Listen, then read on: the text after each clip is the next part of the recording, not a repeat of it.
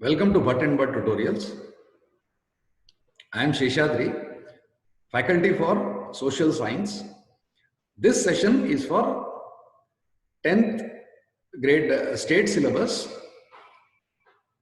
Social Science, and we are doing the lesson in history.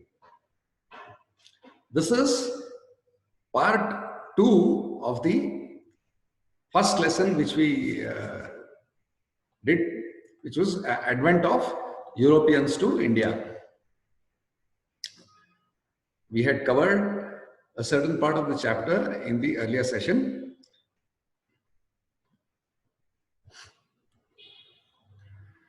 Let us now recall what we did in the earlier session before moving on with the contents here. Now, we saw that trade and commerce relationship existed between Europe and India since ancient times, but only that trade was in a different mode. It was only over land routes. It was the Arabs who would buy the merchandise from India and the eastern countries and take it to Constantinople. And it was the Italians who would distribute the commodities further from Constantinople to other parts of Europe. Now, the fall of Constantinople in 1453 to the Ottoman Turks led to the decline in trade because they started imposing heavy taxes on all the goods that was coming to Constantinople. So this made the goods costlier and there was a decline in trade. So this forced the Europeans to find another alternative route to India, and they wanted to choose a sea route because these earlier routes were all over land. And in the sea routes, it was Vasco da Gama who, from Portugal, who first landed in India. And the Portuguese were followed by the Dutch, the English, and the French. In the previous session, we had covered up to the advent of the English. Now we will see further when the French came to India. Now, French East India Company started as a government-owned company in 1664. It started its first factory in Surat in the year 1668. Dear students, please remember that even in today's world, the whole of Gujarat is a highly industrialized state. So this was from the historic times. Though the state of Gujarat then belonged to actually Bombay Presidency, which later became Gujarat because of the reorganization of states. So the state of Gujarat has always been a highly industrialized state. And then the French, they later established its factories in Machilipatnam, Chandranagara, Mahe, Karaikkallu, Kozim Bazar, and Balasore. As we will see when in the map that gets displayed, further, they settled at different parts of India. In 1674, the French took Valikandapuram from a local Muslim official and developed it as a major trade center. Most of the time, these transactions which used to take place during those days, it was by paying a lump sum of money. And that center, Valikandapuram, is now, that center is actually Puducherry or Pondicherry. Even today, it is we know that Pondicherry is administered as a union territory, and the French influence is still there. It's there in the French architecture. It's there. All the many roads there all have still got French names. Dupleix, who arrived in Pondicherry as the Governor General of French, had the high ambitions of establishing French as a major power in South India. Please remember, France, even in Europe, was a large power. So among the West European states, he was at that point of time, even in fact, France was even bigger than Britain. Now, this ambition of establishing their powers over part of India, this led to Carnatic wars with the English. Now, what happened was, between the fight between English and French, the other two European countries, that is both Portuguese and Dutch, that took a back seat.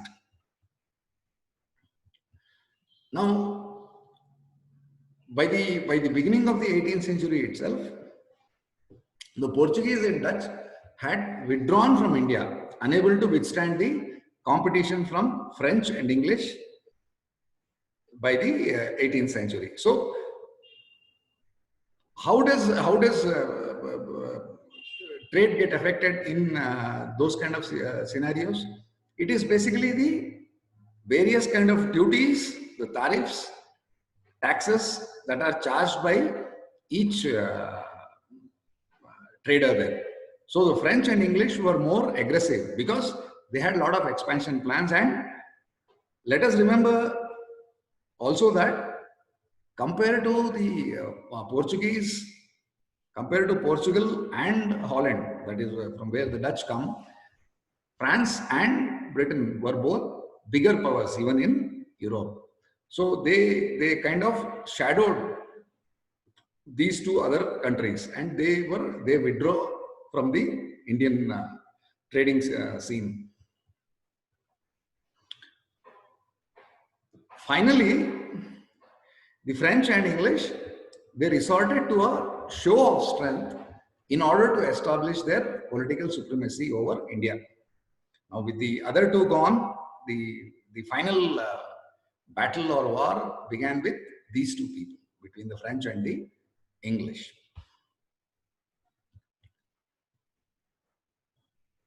And that is what led to the three Carnatic wars, as we will see next. Please remember, at this point of time, India, which had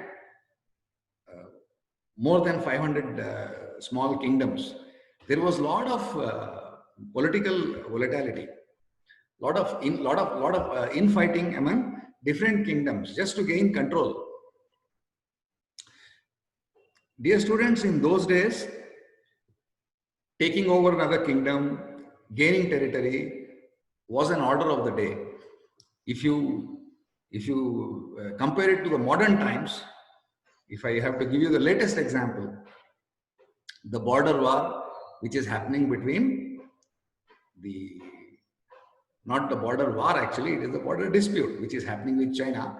It is over a few meters of land, but now it has become so sensitive that no country can encroach even a few meters into another country's territory. But in those days, that was not the case. Any army which was stronger than the neighboring kingdom's army would just walk in and take over the entire kingdom. So there was this political volatility that was aroused in the regions of Hyderabad and Carnatic. Carnatic is the eastern part of Tamil Nadu. This happened, and both the English and French tried to exploit the situation in their favor, because there were two different kingdoms involved. One was the Nizam of Hyderabad, and here the ruler of Carnatic. So they were both trying to balance between these two regions, and they were trying to gain. They were trying to exploit the situation in their favor. And this is what led to the three Carnatic wars.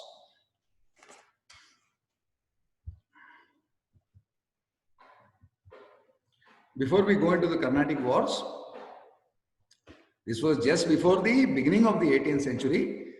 You can see the European settlements which are given there. Though it is not very clear, you can also refer to the textbook. Here you can see that all the four countries are represented here. You have British, French, Dutch and Portuguese. However, by the time the first Carnatic war began, the Dutch and the Portuguese were not at all there in the picture. So before that, say 1790, the end of 1690, the end of the 17th century. This was the settlements, European settlements in India. Now we look at the first Carnatic War, which happened during 1746 to 1748. Please note in this chapter, all these three wars, there will be questions. So you will have to note each war and which date. Please note the dates properly so that there will be questions asked. Describe the first Carnatic War, describe the second Carnatic War, and describe the third Carnatic War. So now the first Carnatic War. On the request of Dupleix. Dupleix was the Governor General of the French people, who was based in Pondicherry. Now, based on his request, La Bourdonnais, a French military leader from Mauritius, invaded Madras and captured it. Madras was part of the Carnatic. That is why the name, the First Carnatic War.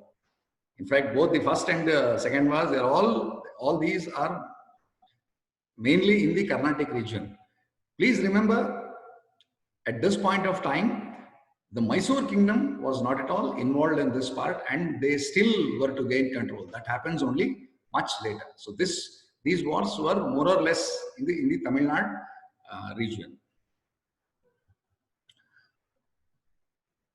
Now, we saw in the map also, Madras was actually there with the British at that point of time.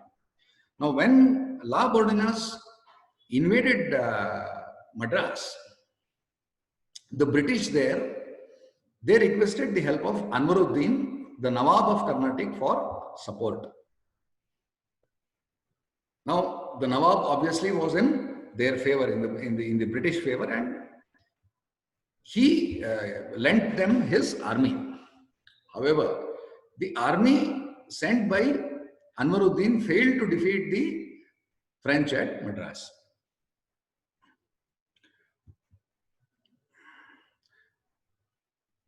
Now, the British, they could not defeat the French.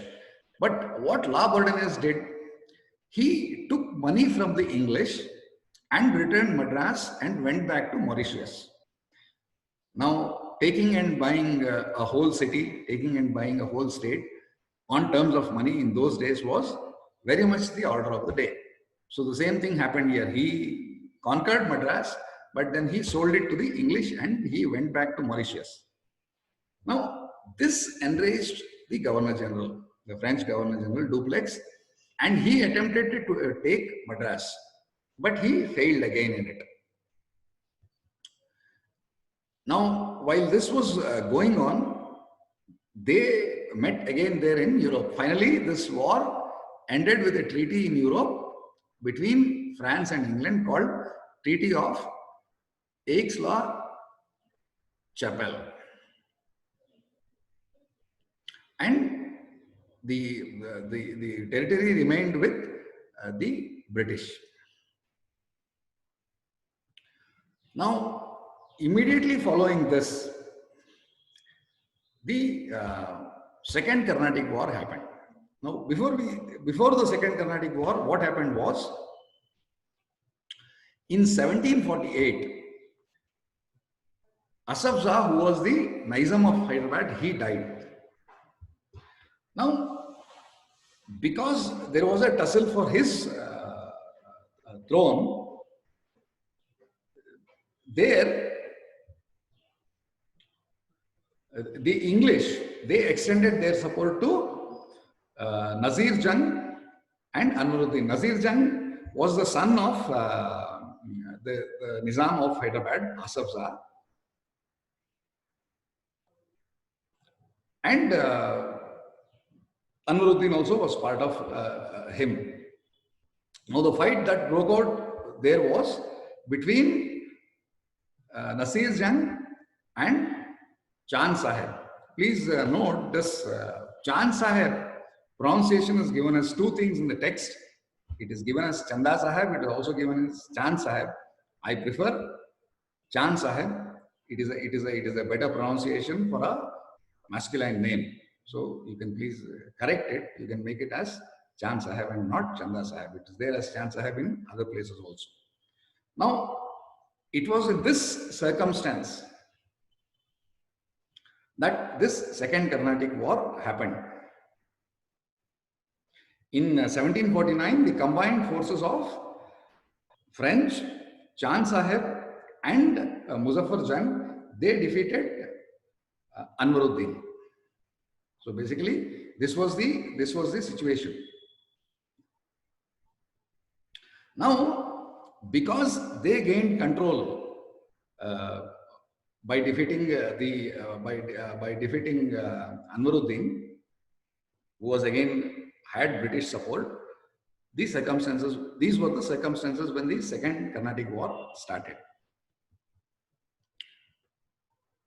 So, what happened was, in these changed circumstances, the French made Salabat Jung, another son of Asaf Shah, as the Nizam of Hyderabad. Please remember here, whenever the European powers wanted to create a controversy, they choose a person who was not necessarily a very strong person from an administration point of view, but who only favored that particular French power. So these kind of changes we will see throughout the British administration in India. Now this is what they did. The French made Salabat Jung, another son of Asaf Shah, as the Nizam of Hyderabad. And an officer named Bussy was stationed in Hyderabad for his protection by the French.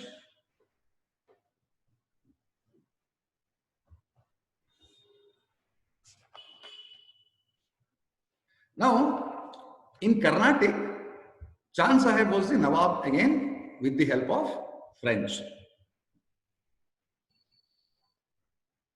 Now here, the British again came because the battles had just begun. Battles of supremacy had just begun. Now, Robert Clive of East India Company, he attacked Arcot, the capital city of Carnatic, and he defeated Chand Sahib. Chand Sahib was imprisoned and later killed in this war. So the British were slowly gaining control over parts of South India, not entire South India, as parts of South India. In place of Chand Sahib, the English name Muhammad Ali, the son of Anwaruddin, as the Nawab of Carnatic. Please remember, Anwaruddin always had been pro-British from the beginning. So this was the revision which the English made. They named his son Muhammad Ali as the Nawab of Carnatic. Now, this war, the Second Carnatic War, also ended with a treaty, and this ended with the Treaty of Pondicherry. And the French, after this, they recalled Dupleix, who was the Governor General. They recalled him. They took him back to France. So we saw the first Carnatic War and we saw the second Carnatic War. This war brought laurels to English while French suffered a political setback. So slowly they were losing ground. So this is almost coming to that. Then we come to the last war which happened between the English and French here, which is the Third Carnatic War. Now, Comte de Lally, again another Frenchman of French, attempted to besiege Wandiwash in 1760. All these names, actually Wandiwash, the new name is Vandavasi. This is again in Tamil Nadu. This place also is in Tamil Nadu. Now the French, they were desperate to get control. They were simply not able to take the defeats which were happening. Now he again attempted to besiege another place. In this case, Wandiwash in 1760. In this decisive battle, Sir Eyre-Coote of the English army defeated the French and imprisoned Bussy. Bussy was always there from the side of the French. Lally escaped and hid in Pondicherry. Now Pondicherry had always been a French stronghold. So he went there and he hid there. Finally, Eyre-Coote attacked Pondicherry and Lally had to surrender unconditionally in 1761. So they tracked him down and he had to surrender. Now, all the three wars basically were won by the British. Now, and French had to lose all their bases in India due to the Carnatic Wars. In spite of this, as per the Treaty of Paris in 1763, Pondicherry was returned to the French. Like we said earlier, the French influence Pondicherry has remained. It is there even today. There is a good French influence in Pondicherry.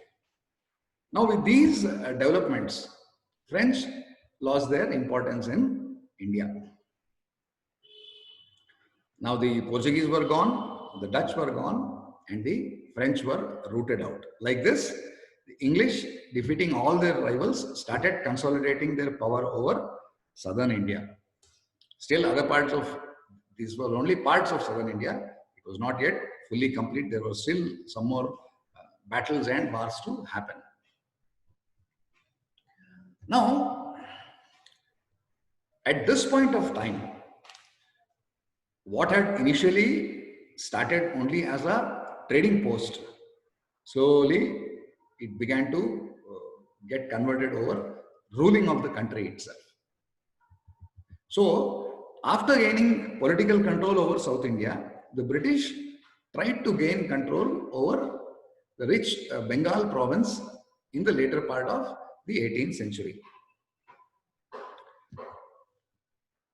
During those days, and even in the days of the British, when the British later established themselves, Bengal, in fact, Calcutta was the capital of the entire British administration in India.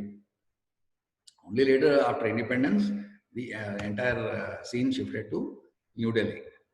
So, Bengal, since time immemorial, it was a very progressive state. The Bengal province had achieved tremendous growth in the area of agriculture, commerce, and industry. You can note one thing, all these things basically were, they had ports. When we talk of Madras, it had a port. When we talk of Bengal and the area there, Calcutta also had a port. So whatever trade was coming in from outside, those cities or states, they had control over whatever came into the country at that time. So invariably it was these coastal cities which developed as centers of importance. Now, in Bengal, the East India Company was making considerable profit from this province. Now, here again, they had not gained overall control. Bengal was still under the Mughal rule at that time, and the Mughal ruler Farooq Shira, he had issued licenses known as dastakats. There is a small error in spelling here. It is dastakat. The A is missing in some parts in the textbook also, but you can read it as dastakat. The actual meaning of dastakat in Hindi or Urdu is actually a signature, but at those times, dastakat meant license, which means the ruling government there or the ruler there, he used to issue these licenses based on which any trader could trade in goods, but the volume of the goods was limited as per the thing given in the license. And for every item that is sold, the ruler had to get back some taxes. Now, this was where the problem started. But these dastakats that were limited to the company transactions were misused by the individual officers of the company. Now, this resulted in a huge loss to the Bengal government. They would what is known as under invoicing. Like they will sell, say 1,000 tons of say wheat, but report only say 500 tons under the license, and the remaining 500 tons they would sell without giving the tax to the government. In this case, it was the Mughal ruler. So these transactions resulted in a huge loss to the Bengal government. The Nawabs there, they started noticing it because easily it will be known in the market, the amount of trade that is happening and the amount of tax that was due to the government. Now, it was actually misused by the officers of the East India Company. Now, hence all Nawabs from Murshid Ali Khan to Ali Wardi Khan were opposing such misuses. Obviously, it meant a loss to their own kingdom or their own treasury. Later, this led to confrontations between the Nawabs and the company. Now, because of these trading problems, this led to the confrontation, which this resulted in two crucial wars, which charted a decisive course to Indian history. That we will see them. One is the Battle of Plassey and the other one is the Battle of Buxar. These were the two crucial wars which happened in Bengal. Plassey happened in Bengal. It is near Calcutta only. And Buxar actually is in Bihar. But the eastern region, both of them are in the eastern region of India. Now, let us look at what happened in the Battle of Plassey, which happened in 1757. Ali Wardi Khan, the Nawab of Bengal, died in 1756. Now, his grandson, Siraj-ud-Dawla, he came to the throne. And Siraj-ud-Dawla obviously was quite young. The Plassey battle took place between the young Nawab Siraj-ud-Dawla and the British in 1757. What were the reasons? Please note, this is a very commonly asked question. What are the reasons for the Battle of Plassey to happen? Give reasons, enumerate. So there are mainly these three reasons which we will see. The first reason, as we discussed earlier, it is the misuse of the dastakats. Siraj-ud-Dawla was furious that the dastakats were misused by the officials of the company, incurring losses to the government treasury. Mending of the fort without permission. The British repaired the fort of Calcutta, actually Fort William, That was the name of the fort of Calcutta. And they repaired the fort and they placed cannons in them. This further angered Siraj-ud-Dawla and he ordered the removal of cannons from the fort. The British refused to do this, which angered the Nawab further. They had intentions of conquering the whole area. That is why they started fortifying themselves and they started placing these cannons. The third reason was, now Siraj-ud-Dawla, he conquered Fort William and he imprisoned some of the British. He imprisoned 146 Englishmen in a small room in the fort, of which 123 died. Probably the room was very small and they must have died of suffocation. This is called as the Black Room tragedy. Now, it's a very large number of people dying at in one place. Now, this enraged Robert Clive, who arrived in Bengal with a large army. And he had many strategies, which we will see how he went to battle with Siraj-ud-Dawla.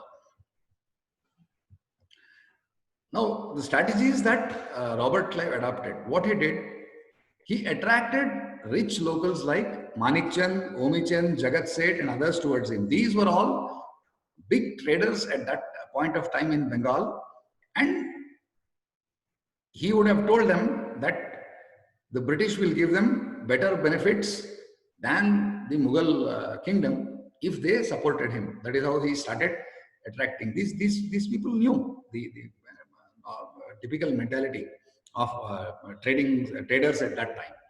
More money means automatically they would get attracted. Second thing here.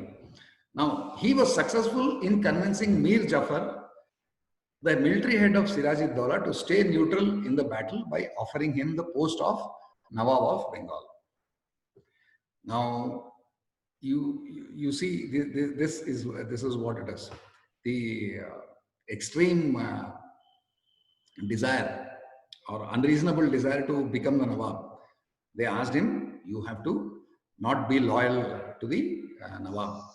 And if we defeat Siraj-ud-Dawla, they said, we will give you the post of Nawab of Bengal.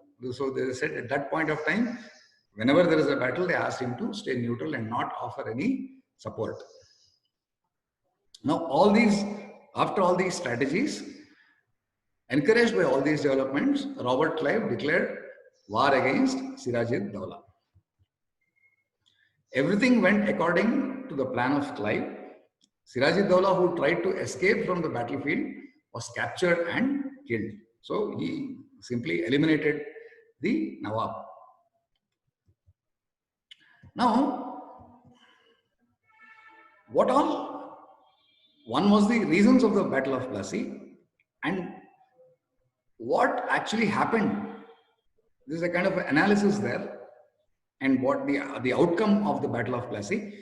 This war brought out the immorality, lack of unity among the Indians, and the greed of the Indian businessmen. Now, those traders there, immorality is in Mir Jafar not siding with as his duty. It was his duty to defend, but he did not do his job. So that shows, and there was no unity at that point of time among the people there, which is what the British exploited. So Mir Jafar became the Nawab of Bengal, and the company gained exclusive rights to do business in Bengal. Now, as what is known as a war repair efforts, Mir Jafar had to pay rupees 17 crore and 70 lakh as a relief to Siraj-ud-Dawla's, to the British actually, as a relief to Siraj-ud-Dawla's attack on Fort William. They said, you have caused damage. The kingdom, the Nawab has caused damage, so the damage will have to be reimbursed. So he had to pay that. Now, see, what happened was Mir Jafar became a puppet in the hands of the British. In a nutshell, Mir Jafar became a continuous victim of the company and its employees.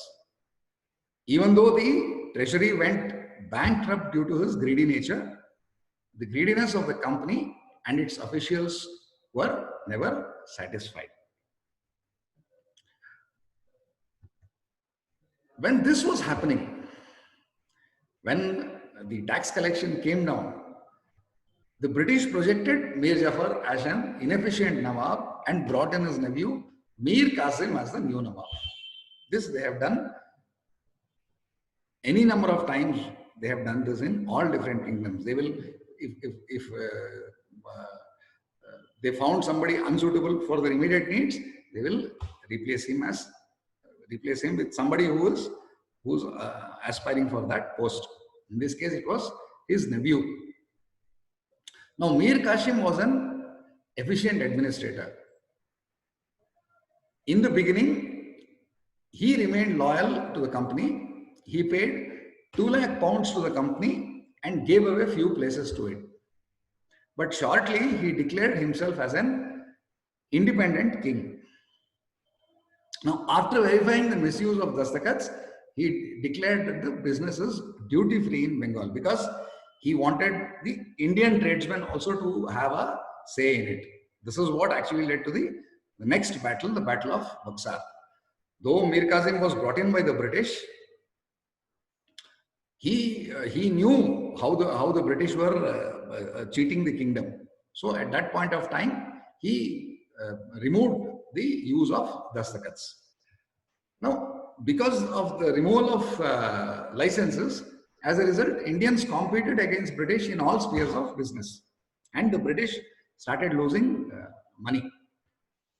As a result, the British trade suffered considerably. This was enough for the British to oppose the Nawab. Now, you see how they choose people like puppets. They brought in Mir Jafar again and dethroned Mir Qasim. But as Mir Qasim knew about the cunningness of the British, he went for an organized war against them. At any point of time, Mir Qasim knew that this would happen. Because the fact that Mir Jafar was removed and he was made, he knew could also be reversed at any point that the British wanted to do so. Now, in his war against the British, he was supported by the Indian merchants and artisans, and Mir Qasim entered into agreements with the Mughal ruler Shah Alam II and the Nawab of Awadh, Shuja ud Daul. Awadh is Lucknow, the royal family in Lucknow, Kanpur, Lucknow, UP. Now,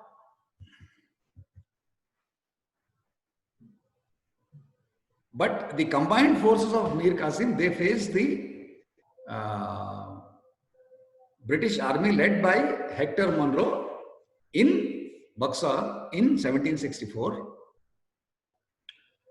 Buxar, I told you, is actually in Bihar, present-day Bihar. In this, Mir Qasim got defeated and ran away from the battlefield. Now, Shah Alam II, from the Mughal Empire actually, he surrendered. The efforts of the combined forces to stop the British force failed completely. So, what was the outcome of the Battle of Buxar? Shah Alam II accorded the Diwani rights over Bengal to the British. Almost all the tax collection rights, the entire licensing rights, all the rights, they were handed over to the British. And for a certain sum of money, Shah Alam II gave away all rights over Bengal to the British for an annual fee of rupees 26 lakhs. That is, it stopped being part of the Mughal Empire from that point of time actually. And the Nawab of Awadh had to pay a fine of rupees 50 lakhs for waging a war against the company. See, after war fines are very common. This happened even at international stages. After, for example, in the First World War, later they asked Germany to pay fine compensation. So this was a very common thing.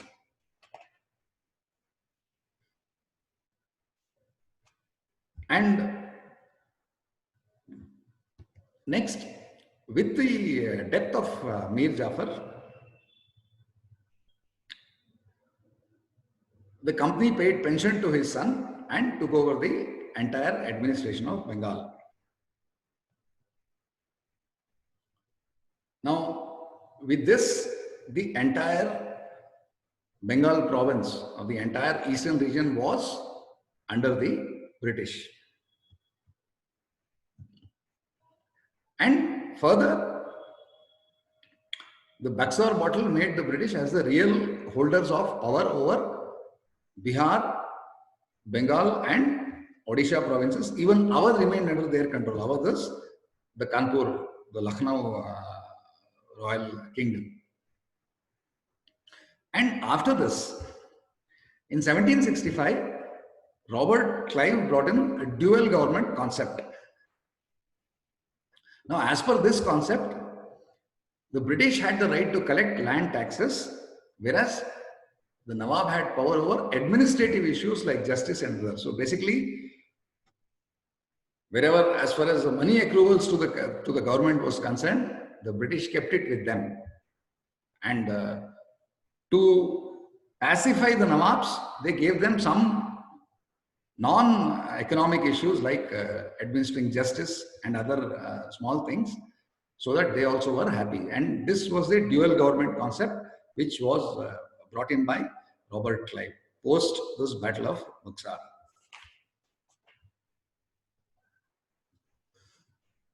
So, like this, the British gained political control over India to protect their business interests,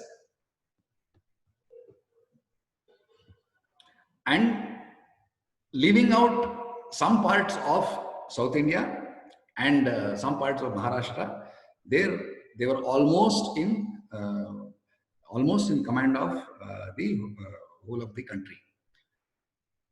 With this, we are at the end of this chapter. Dates which are given here and the other. Please remember, dear students, in history, wherever dates are mentioned, please practice, write, and remember the dates. Now here, these 5 dates.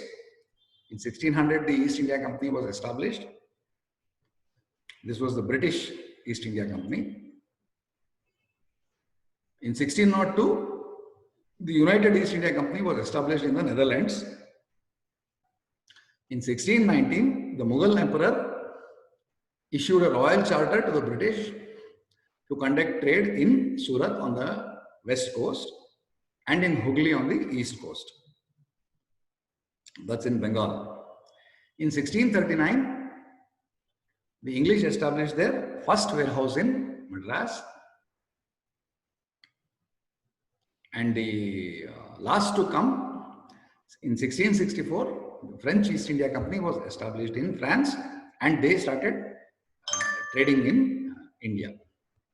Now, with this, we come to the end of this chapter, the advent of Europeans to India. Any doubts? You can call us on these numbers, or you can send us a message on the Button But Tutorials mobile app chat section. Thank you.